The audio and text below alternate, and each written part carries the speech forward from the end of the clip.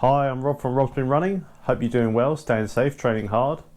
So with the Arc of Attrition 50 coming up next week, I thought I'd run through the kit, the accessories and the hydration that I'm going to be using to do that race. So I'm going to put the mandatory kit list on the screen for you now. It's quite an extensive kit list, and it's the same kit list for the Arc of Attrition 100 and the 50, so you all have to carry the same stuff.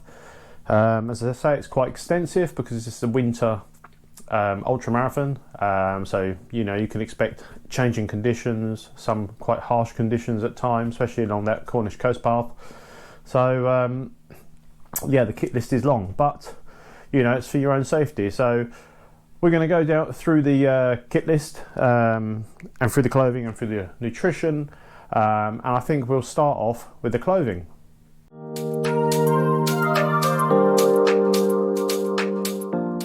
Okay, so clothing is it's obviously really important.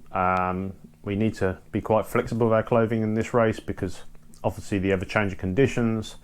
1 minute you can have sunshine and it's going to feel quite warm on the coast path, certainly particular sections of the coast path, and then other times it can be freezing cold. You can have hail, strong winds, sleet, rain, you can have it. Those conditions can be ever-changing, so we've got to take a good selection of kit with us, and I'm going to take you through what I'm probably going to be wearing on the day. Obviously it's going to change depending on the weather.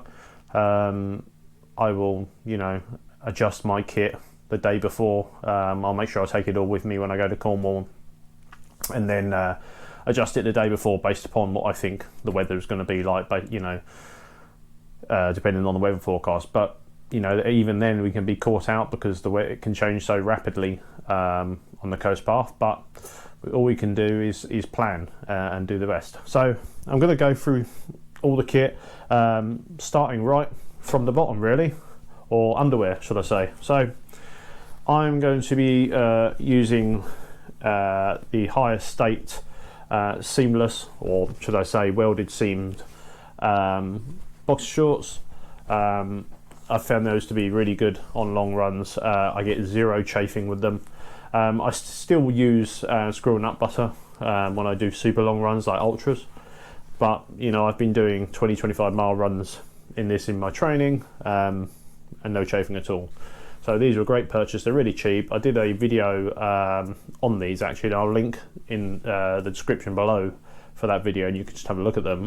But jump onto the sportshoes.com website and you can see these on there. So yeah, really good purchase, good bargain, and I like those, so I use those. Socks. So depending on what I wear on my legs, and we'll go into that in a minute, I'll either be wearing short or long socks. I generally have stayed away from long socks for quite some time now. I was wearing them quite regular, but so compression socks like these ones are Rymora socks. So compression socks, and I sometimes wear them, particularly I've come back from an injury. It's more of a security blanket than anything else, but I do tend to wear them after injuries. So if I'm wearing shorts, then I might be rocking those. If not, then I'll be using more mile socks. I use these all the time, more mile trail socks.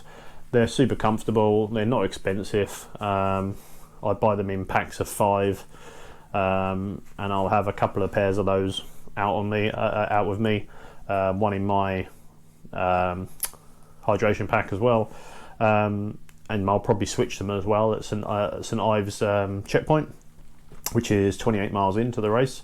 So yeah, more mile socks, great. I'll just get these off of Amazon, by the way, so really good value for money.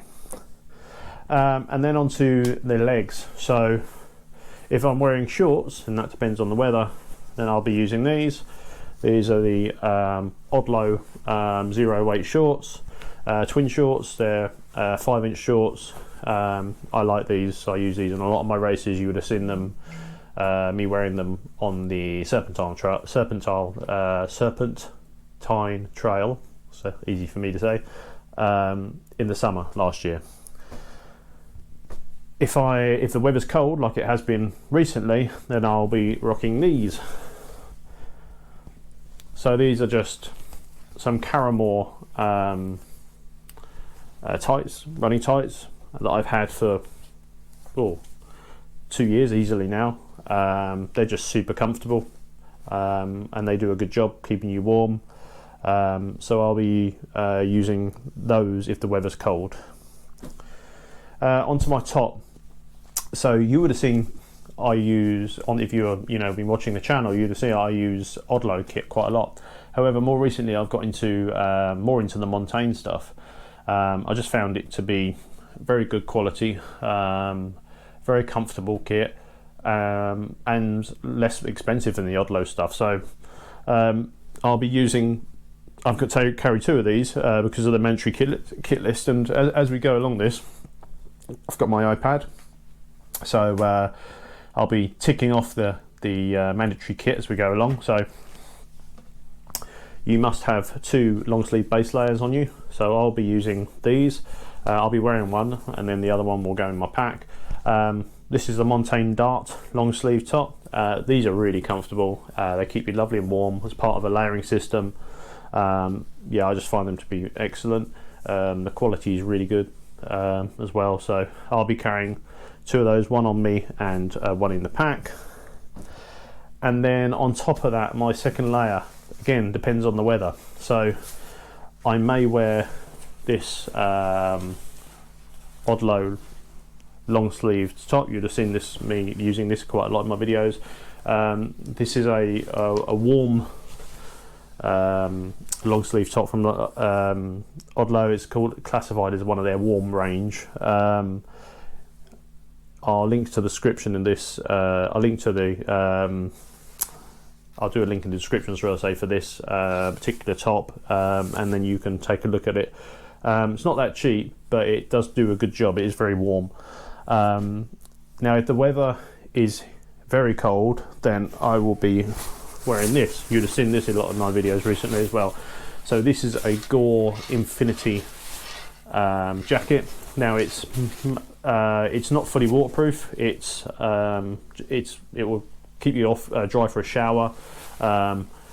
It's fully windproof, and it will protect you from the cold down to about -10. It is super warm. It's super light, super breathable. It's probably one of the best purchases I've ever made. It wasn't cheap. It was about over £200. But this is an absolutely brilliant piece of kit. So the weather is really cold. I'll be wearing this. And then if it's really wet, then part of the mandatory kit is to take waterproof trousers. I've never worn these. I don't tend to wear waterproof trousers at all. I might do if I was doing a harsh race like the Spine race or something. I would do, but I'm not. So these are Everdict, so from Decathlon. I bought them really just to make a mandatory kit list for some of my other races. I've tried them on, they fit absolutely lovely, very comfortable, but I don't like wearing any trousers. So they're there as part of the mandatory kit list, but hopefully I won't have to use them. And then waterproof jacket. So this is my waterproof jacket. It's the Montane Spine jacket. Again, not cheap, quite an expensive piece of equipment, but amazingly good, super breathable. Yeah, just an excellent jacket. Again, I'll link to the description. I'll put a link in the description for this, so you can go and check it out on the Montane website.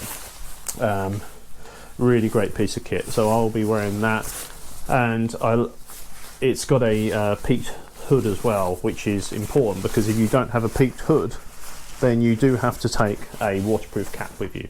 So it's just something to note. So that's the clothing, pretty much. Again, obviously I will change that depending on the weather. Just some last few bits, some accessories that you do need to take. So you do need to take a buff or a multi-wrap.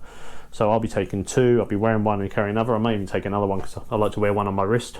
So I've got my nice Run for Adventure one here, which I got from Lloyd and Liga. So my nice Believe and Achieve multi-wrap here. So I will be rocking that. I also have an original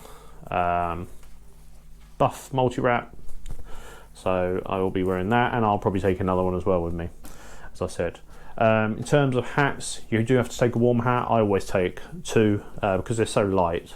So this will be the one I'll be wearing if the weather's cold. Just a nice merino wool warm hat here. It's called, from a company called Forclaz. Again, I think I got this from Decathlon. Not, you know, inexpensive, but lovely and warm. And then as a spare backup, I have a buff warm hat as well here. So again, merino wool. Gloves. So you have to take 2 pairs of gloves. It's in the mandatory kit list. You have to take a liner glove, or something that's classified as a liner glove, and then a waterproof glove. So the waterproof gloves I have are from Innovate. Again, really good quality. Never actually used them. Very comfortable, very warm actually on their own. And they're only, I think, £25 from the Innovate website, fully waterproof. So I'll be taking those for that, just to tick off that requirement. I don't think I'll even use them, but they're there. And then depending on the weather, so if it's cold, I'll be wearing these. So these just come from Amazon, but I love them. They're super warm. They're called Koskifi. I think that's how you say it. I don't know. You can make up your mind. There's the writing there. Again, I'll link them in the description. These have grips on them. They're also, believe it or not, for a woolly glove, you can use them on your mobile phone. So where you've got the black tips on the gloves here, they're the spots that work the mobile phone, and the grips are good. You've got to grip onto stuff, maybe like stiles and rocks and things like that, things that you've got to go over. So that'll be good. And then if the weather isn't that cold, but I still need a bit of hand protection, then I'll be wearing these. Again, these came from Amazon, and they're just from a company called Anquire, I think, Anquire, something like that. There you go. Again, these work with the mobile phone. They've also got plenty of rubber grips on them, so I tend to use these when the weather's not so cold, just to get a bit of protection, but also if you want to grab stuff as you're scrambling around on your run. And then lastly, this is I will be taking a peaked hat, just because if the weather's not cold, I will be wearing it. And this is just a simple buff cap. I wear this a lot. You'll have seen it in my videos. So I've got about 3 caps that I use generally, and I wear this one a lot. So that is the clothing. Now I think we'll go on to the accessories, and then afterwards we'll go on to the nutrition. So let's go on to the accessories.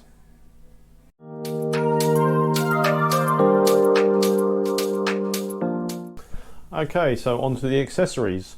Now to start with, I will be carrying all of these accessories in the Montane Gecko, the VP12 Plus hydration vest.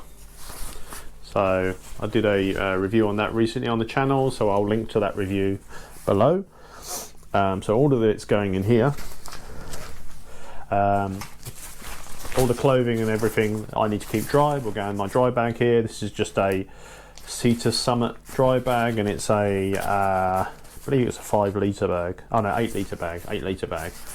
Perfect bag. Fits in the pack lovely. Keeps everything nice and dry.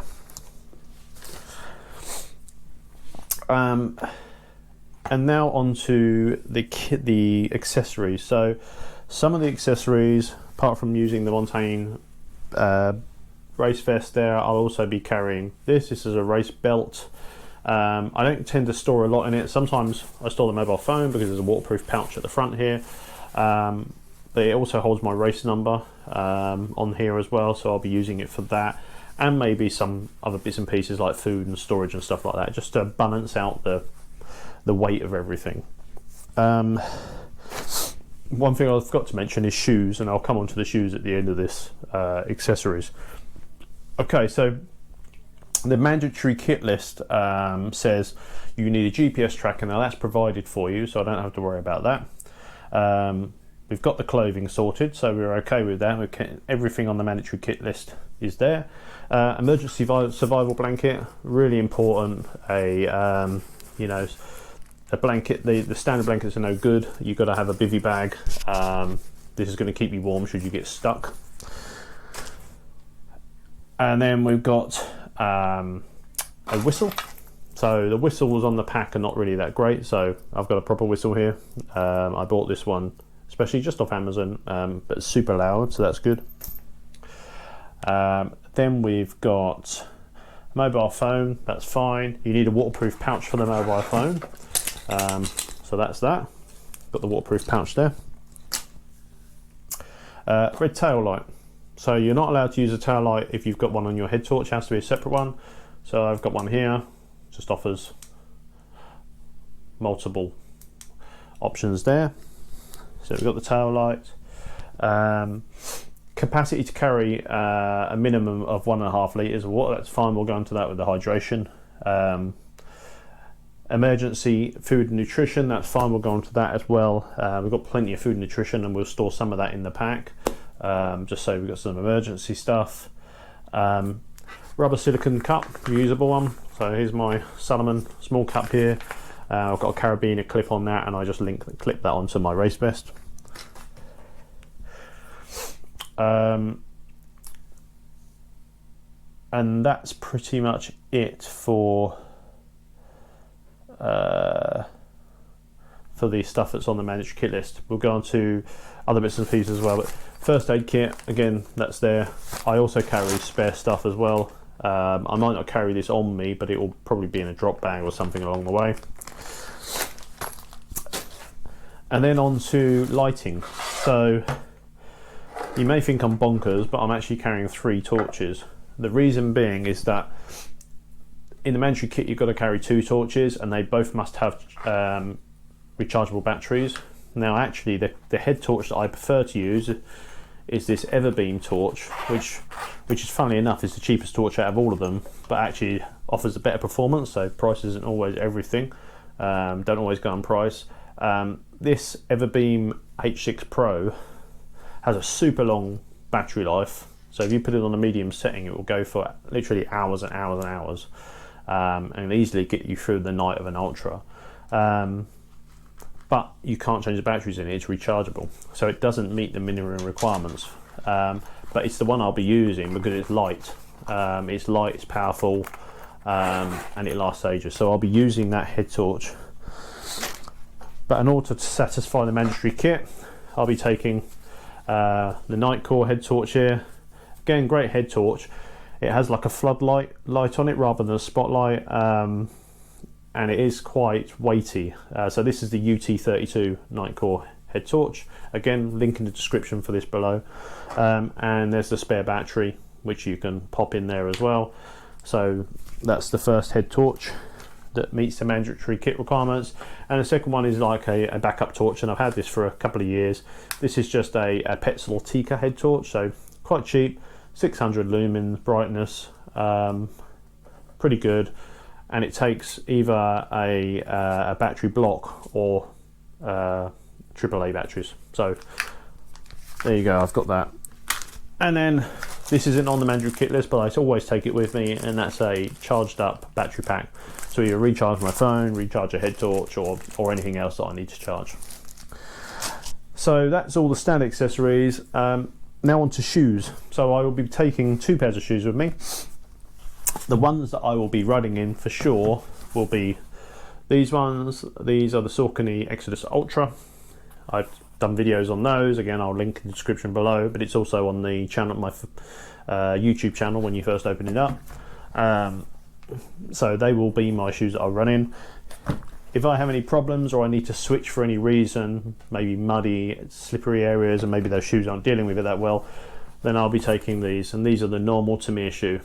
These have a deeper lug on them. They also have Vibram Mega Grip, which is proven on wet rocks and stuff like that, so perfect for Cornish coast path, but they're not as deeply cushioned as the other ones, so the others are better for longer distances.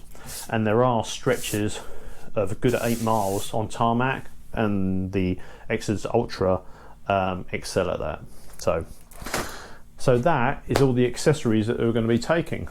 So now on to the hydration nutrition.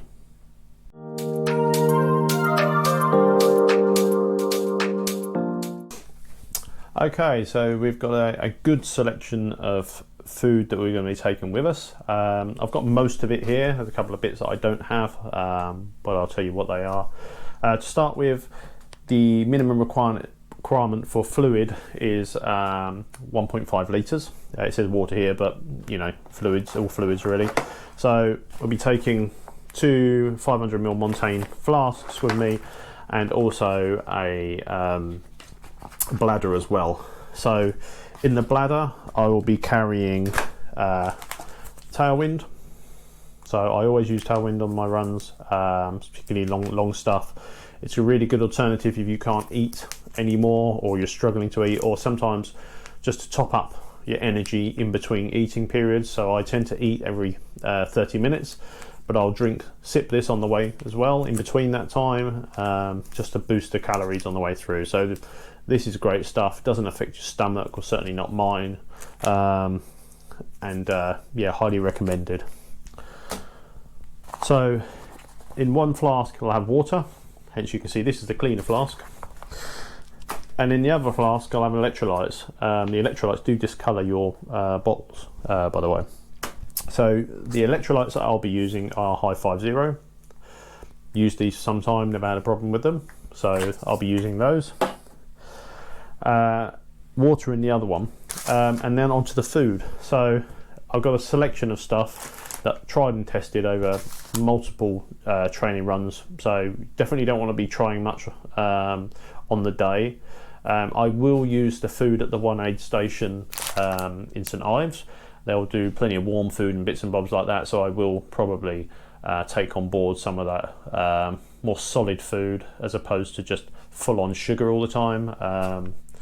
You know, there's only so much sugar you can put in your stomach, and when you're out all day for 10 hours or whatever it's going to take to get this 50-mile race done, you do need some substance in your stomach. So yeah, I'll be making use of that, but otherwise it's going to be a mixture of food, of solids, gels and things like that. So sorry, malt loaf, this is the banana one. I tend to favour this one, really tasty, enjoy eating those.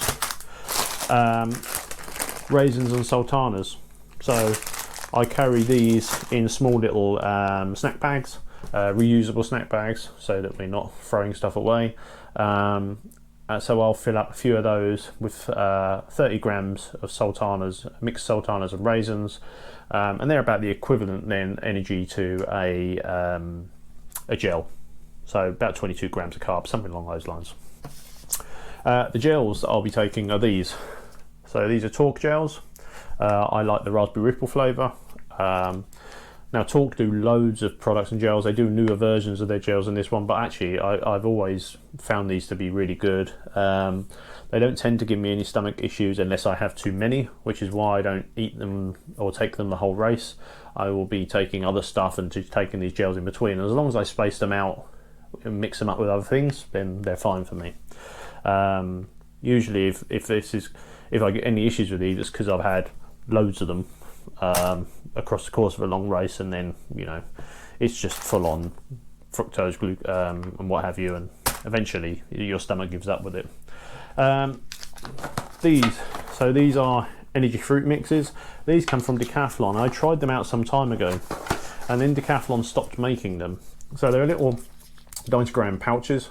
They give you really good energy. I think each one of these, yeah, gives you 22 grams, so the same as a gel, pretty much, or the same as these gels. These give you 22 grams, and these are easy to take. It's almost like baby food, but it's just like just a fruit mix, really tasty. I had to stop using them for a while because Decathlon stopped providing them for some reason, stopped making them. So I switched to another brand, Tribe, which is also nice as well. I just don't have to have any of them, but these are great, so I'll be taking some of those. Velo Forte chews. These are a revelation. I did a video on these as well, so I'll link to that below. These are great. So you get 6 chews in a packet. 3 chews is the equivalent to 22 grams, so the same as the gel. And I just pop those in occasionally as I'm running around, just give me a little boost of energy. So they're great. And then lastly, this is relatively new to me. I've only been using it for a brief time. These are from Decathlon as well. These are energy almond bars. So they're really small in size, quite cute. Easy to open, they've got a little tab here, you just pull that and out it pops. And they give you 16 grams of carbs per bar. And they're really easy to carry because they're tiny. So literally not big at all. So that's all the stuff I've got. I will be taking something salty with me, so they're likely to be salted nuts. I don't carry a lot of that stuff because I tend to rely on the aid stations to provide it, but because there's only one aid station, I feel like I need to take some. So I'll be taking some little small packets of KP nuts, salted nuts or something, just in case I need some salt. But that is it. That is my hydration. That is my nutrition. That is my clothing and my kit for the Arc of Attrition ARC50 mile. So I hope you found that useful. There's nothing else left to do now for the race. All the training's done. Just ticking over, keeping the legs going. We're going to be packing up stuff this week, getting it all ready. And I can't I can't wait, and looking forward to getting on that start line. So and obviously we're taking the cameras along with us, so you'll be coming along for the ride as well. But if you like the video, please like, subscribe. It's really appreciated, it really helps the channel out. But that's it for today. So train hard, race hard, have fun, and until next time, I'll see you soon.